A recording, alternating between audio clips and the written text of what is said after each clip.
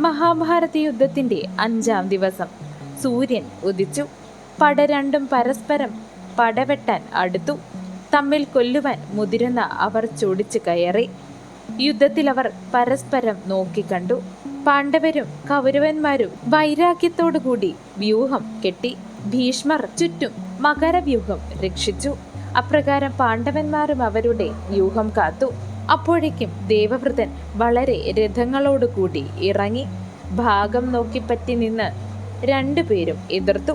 തേര്, കാലാൾ, ആന, കുതിര ഇവയ്ക്കൊപ്പം പോരിനൊരുങ്ങി. അവരെ മഹാരഥന്മാരായ പാണ്ഡവന്മാർ കണ്ടു. പോരിൽ ദുർജയമായ സൈന്യവ്യൂഹം അവർ ചമച്ചു. യുദ്ധത്തിന്റെ 5-ാം ദിനം. ആ സൈന്യവ്യൂഹത്തിൽ മഹാബലനായ ഭീമസേനൻ ശോഭിച്ചു. ശിഖണ്ഡിയും ദൃഷ്ടദ്യുമ്നനും സൈന്യന്റെ ദൃഷ്ടികളായി നിന്നു. അതിന്റെ തലയിലായി സത്യവിക്രമനായ സാത്യകിയും നിന്നു. വില്ലുലച്ച് അർജുനൻ കഴുത്തിലായി നിന്നു. വാമപക്ഷത്തായി അക്ഷൗണിയോടുകൂടി പുത്രന്മാരും ദ്രുപദന്മാരും നിന്നു. വലത്തെ പക്ഷമായി അക്ഷൗണി സേനയോടുകൂടി കേകയന്മാരും നിന്നു. പൃഷ്ഠഭാഗത്തായി ദ്രൗപദേയന്മാരും നിന്നു. വീര്യവാനായ അഭിമന്യുവും അതോടൊപ്പം തന്നെ നിന്നു. ധീമാനായ യുധിഷ്ഠിര രാജാവ് പിൻഭാഗത്തായി നിന്നു. യമഭ്രാതികളും അദ്ദേഹത്തോടൊപ്പം തന്നെ നിന്നു.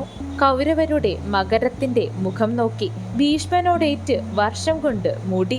ഉടനെ ഭീഷ്മർ മഹാസ്ത്രങ്ങൾ എടുത്ത് എയ്തു. ആ മഹായുദ്ധത്തിൽ പാണ്ഡവപ്പട ബോധരഹിതരായി വീണു.